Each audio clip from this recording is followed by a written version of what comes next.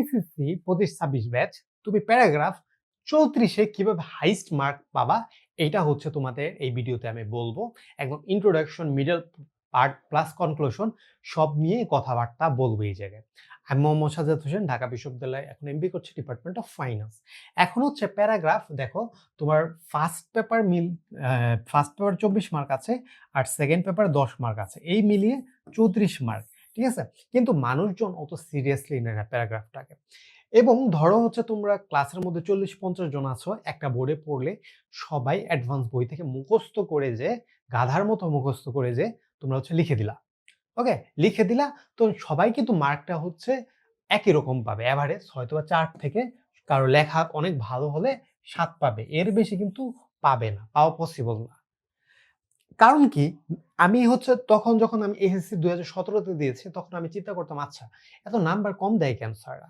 এখন যখন আমি হচ্ছে আমার মেইন যে কাজ, আমার হচ্ছে এইচএসসির স্টুডেন্টদের অত আমি পড়াই না, আমি মেইনলি হচ্ছে এমবিএ এর অ্যাডমিশন টেস্ট করাই, তারপর চাকরির প্রিপারেশন নেই, নেওয়ার জন্য প্রস্তুতি নেয় মানুষজন, এমনি আমি নিজেও নেই। তো এই যে একটা কথা আছে, কথাটা হচ্ছে কি, ফোকাস রাইটিং। ফোকাস রাইটিং এইটা হচ্ছে কি প্যারাগ্রাফি বা এসে বা হচ্ছে তোমার কম্পোজিশন, যেটাই বলো এইটা। কিন্তু হচ্ছে এটা আমরা হচ্ছে একটু মুখস্থ করে আমরা হচ্ছে লিখি না। সাপোজ ধরো 100 জন একটা হচ্ছে এসে বা প্যারাগ্রাফ লিখবে, তাদের 100 জনের লেখা 100 জন রকম হবে, তাদের নিচে একটা ধাঁচ থাকবে। তো তো তারা মার্কটা ওইভাবে পায়। তো এই সব জায়গায় যখন আমি বড় হলাম, তখন বুঝলাম, আচ্ছা আমি যখন এসএসসি বা এইচএসসি দিয়েছি, এই সব জায়গায় আমার মার্কটা কেটেছে। তো আমরা এই যে আজকে ফোকাস রাইটিং বা হচ্ছে তোমরা প্যারাগ্রাফ রাইটিংটা কিভাবে লিখবা, এটা নিয়ে কথাবার্তা বলবো। আচ্ছা, প্রথমত একটা প্যারাগ্রাফে 3টা পার্ট থাকে। একটা হচ্ছে তোমার ইন্ট্রোডাকশন পার্ট, একটা হচ্ছে ইন্ট্রোডাকশন ইন্ট্রোডাকশন আর একটা হচ্ছে বডি, আরেকটা কি কনক্লুশন। কনক্লুশন তো এটা একটা একটা করে সবগুলো ব্যাখ্যা করব। সাপোজ হচ্ছে একটা নতুন একটা প্যারাগ্রাফ দিল, যেটা হচ্ছে কখনো তুমি দেখো নাই। হ্যাঁ, আমরা যারা হচ্ছে ধরো যারা এমবিএ এর প্রিপারেশন যেগুলো আছে, ঢাকা বিশ্ববিদ্যালয় বলো, জাহাঙ্গীরনগর, বিউপির, হ্যাঁ, বা হচ্ছে তোমার চাকরি পরীক্ষা বলো, কখনো মানুষজন এরকম প্যারাগ্রাফ আসে দেখে নাই, আনসিন প্যারাগ্রাফ দেয়, কখনো দেখা নাই, কিন্তু হচ্ছে ওগুলো আবার ব্যতিক্রম ধর্মী লেখাও লাগে। তো ধরো একটা হচ্ছে প্যারাগ্রাফ আসলো metro rail, metro rail plus এই মেট্রো রেল বাংলাদেশের ইকোনমিতে কিভাবে এফেক্ট ফেলে, হ্যাঁ, বিডি ইকোনমিতে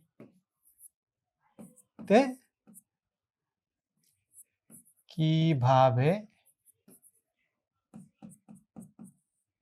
ইফেক্ট ফেলে, এটা ধরো হচ্ছে তোমার আসলো। হ্যাঁ, এটা হচ্ছে আসলো, আমি বাংলা ইংলিশ মিলিয়ে লিখলাম।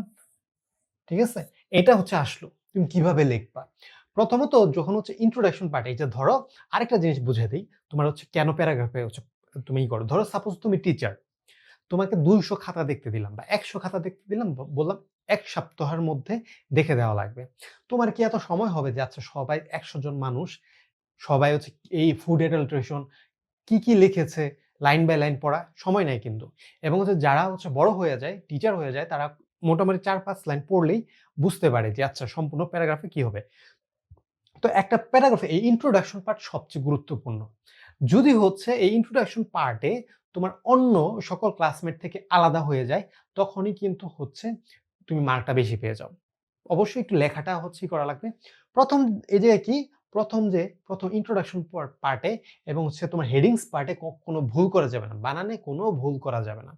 ধরো হচ্ছে মেট্রো রেলই আসলো, মেট্রো রেল লিখে নিচে একটা টান দিয়ে দিবা, এবং হচ্ছে এই যে অক্ষরগুলা সবগুলা প্রথম অক্ষরগুলা ক্যাপিটাল লেটারে হবে। এইটা ফার্স্ট কাজ গেল। দ্বিতীয় কাজ হচ্ছে তুমি যখন হচ্ছে মেট্রো রেল মানে কি, আগে হচ্ছে একটা সংজ্ঞা দিবা। ঠিক আছে, metro rail is a electric rail, it's run by Bangladesh government, একটা সংজ্ঞা দিয়ে দিলা। ঠিক আছে, তারপর হচ্ছে তুমি হচ্ছে একটা মানে তারপর বললা বাংলাদেশ ইকোনমিতে কিভাবে ইফেক্ট ফেলছে, এটাও তুমি হচ্ছে একটা সংজ্ঞা দিলা।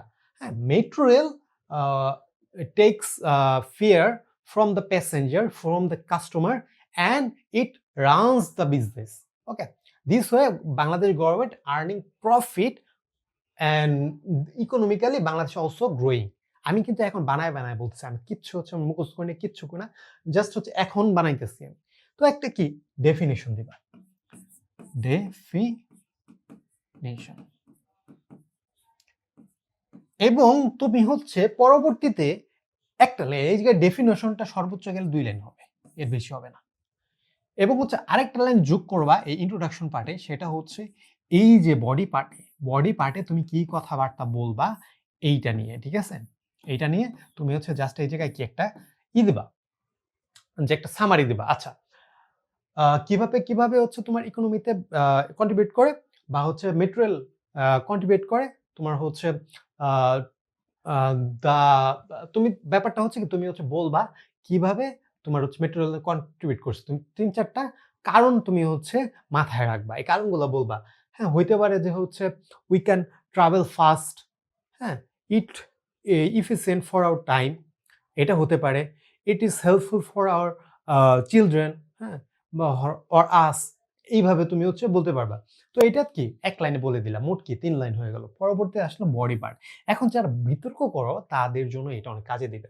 বিতর্কের জন্য আমরা কি কেস তৈরি করি না, দুই তিনটা কেস তৈরি করি। মানে কি, যারা বিতর্ক করে নাই তারাও বুঝবা। সাপোজ হচ্ছে তুমি ধরো কোর্টে লড়তে গেলা, বা তুমি হচ্ছে কারোর সাথে কথা বলে তুমি যুক্তি তৈরি করো না, ব্যাপারটা এরকম। বডি পার্টে 2-3টা যুক্তি তৈরি করবা, এই যেটা হচ্ছে তুমি এই যে এই 1 নাম্বারের জায়গায় তুমি হচ্ছে কি ব্যাখ্যা করেছো, এরকম একটা যুক্তি তৈরি করবা। যুক্তি তৈরি করে বডি পার্টে তুমি ব্যাখ্যা করবা। সাপোজ হচ্ছে তুমি বললা এইটা হচ্ছে টাইম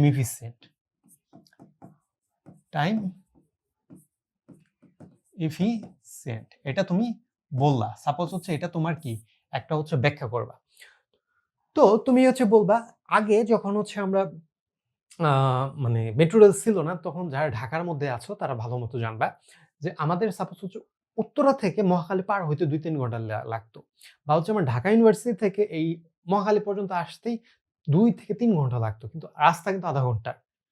এখন হচ্ছে যখন হচ্ছে আমি এই যে ট্রাফিক জ্যামে বসে থাকতেছিলাম বা বসে থাকা লাগতেছে না, হ্যাঁ, তখন হচ্ছে কি আমাদের সময়টা বেঁচে যাচ্ছে।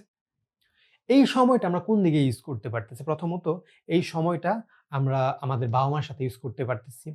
এই লেখাটাই যদি হচ্ছে আমি দিতাম আমার কোনো চাকরি পরীক্ষার জন্য, আমি বলতাম এই সময়টা আমার বাবা-মাকে দিতে পারতেছি। এই সময়টা আমার, যদি আমি ম্যারিড হয়ে থাকি, আমার ওয়াইফকে দিতে পারতেছি, আমার সন্তানকে দিতে পারতেছি। হ্যাঁ?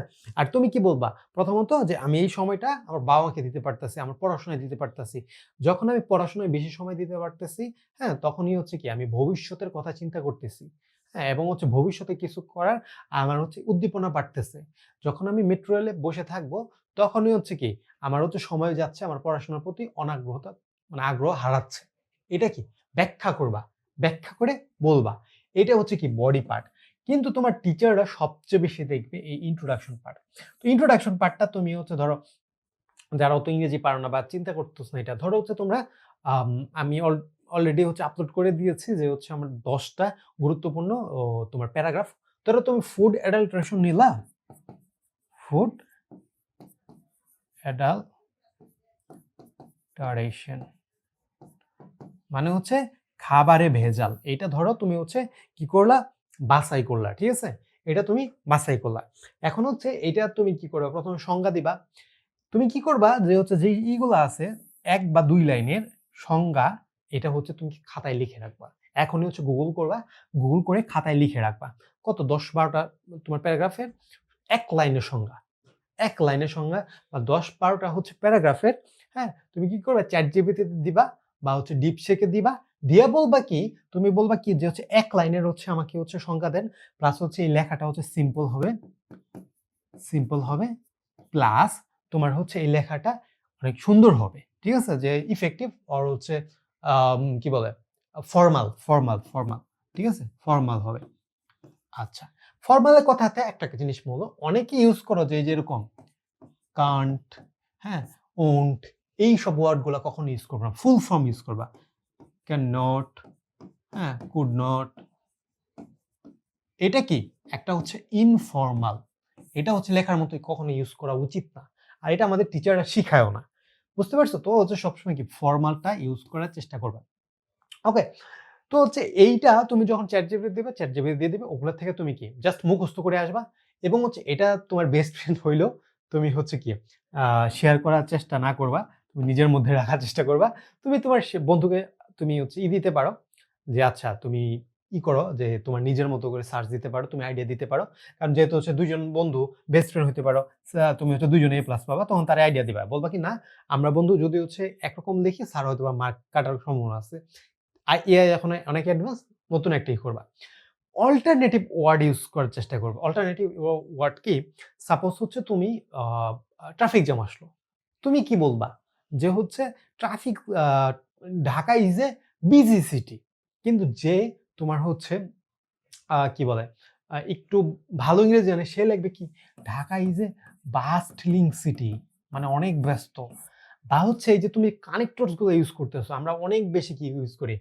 অ্যান্ড, বাট, অর, বাট এই যে তুমি যে কানেক্টর গুলো ইউজ করতেছো বা শিখতেছো তোমাদের তো কানেক্টরস আছেই। তো ওই কানেক্টরস গুলা তোমার লেখার মধ্যে প্রয়োগ করার চেষ্টা করো। তুমি হচ্ছে বাট এর জায়গায় হচ্ছে মোরওভার লেখো, হাউএভার লেখো। অনেকে লেখে ফার্স্টলি, সেকেন্ডলি এগুলা না। Primarily, however, moreover, in addition এই জিনিসগুলা লেখার চেষ্টা করো। এই জিনিসগুলা যদি তুমি হচ্ছে প্রয়োগ করার চেষ্টা করো, তোমার প্যারাগ্রাফে তোমার হচ্ছে কমপক্ষে হলে ৩০ পাবা তুমি। ৩৪ এ কমপক্ষে হলে ৩০ পাবা। ৩৪ এ বুঝতে পারছো? কারণ হচ্ছে ৩ টা প্যারাগ্রাফে তোমার ২ করে কাটলেও ৬ সর্বোচ্চ। ধরে নিলাম তাও কত? যে ২৮। তাও তুমি হচ্ছে ২৮ পাবা। আর তোমার লেখা যদি সুন্দর হয় তুমি ৩০ পাবা। বুঝতে পারছো? যদি হচ্ছে আরেকটা জিনিস কোটেশন। তুমি যদি হচ্ছে ধরো কারো কোনো উক্তি অনেকে আছে যে বই পড়ে কারো কোনো উক্তি মনে আছে কোটেশন কি করবা? যদি কোটেশন দাও, তুমি কোট দাও কি করবা? ওইটা নীল কালি দিয়ে মধ্যে লিখে দিবা। এমনি লিখে দিবা বা কোনো ডাটা দিলে এমনি এভাবে হচ্ছে ২ টা হচ্ছে দিয়ে আ তোমার কমা দিয়ে তুমি হচ্ছে লিখে দিবা। কারণ তুমি এত কষ্ট করে একটা কোটেশন লেখলা, স্যারের যাতে মনে পড়ে চোখে বা সরি চোখে পড়ে এই জিনিসটা হচ্ছে কি তার বোঝা উচিত। তো এর জন্য এভাবে লিখলে মোটামুটি তুমি পাবা। কেউ তোমাকে আটকাইতে পারবে না। তো এরকম আরো ভিডিওর জন্য অবশ্যই চ্যানেলটি সাবস্ক্রাইব করে রাখো। আমার ফেসবুক পেজের লিংক ডেসক্রিপশন বক্সে দেয়া আছে। আমার ফেসবুক পেজটা নতুন খোলা। তো তার জন্য চ্যানেলটি ফেসবুক পেজটা অবশ্যই লাইক এবং ফলো দিবা। এবং হচ্ছে তোমার অন্য কোনো হচ্ছে কোয়েরিজ থাকলে অবশ্যই ফেসবুক পেজে যেয়ে আমাকে